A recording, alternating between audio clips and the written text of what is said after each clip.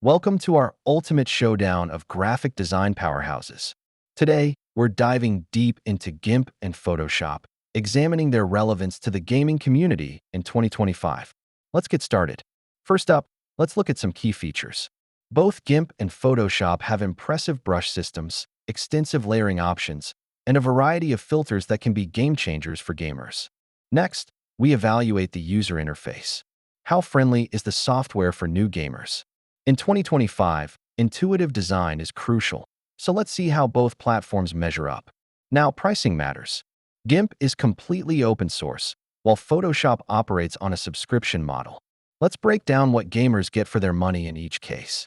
Performance is essential, especially when crafting game art.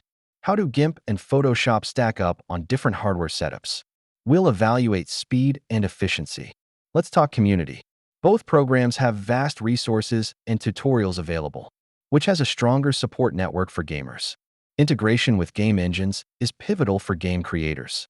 We'll explore how well GIMP and Photoshop work with Unity and Unreal Engine, and which software comes out on top.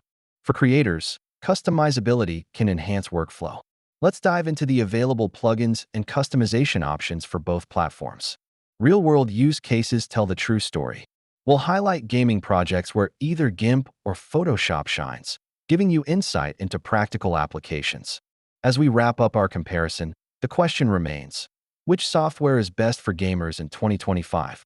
Each has its strengths, so it ultimately depends on your unique needs. Choose wisely, and happy designing.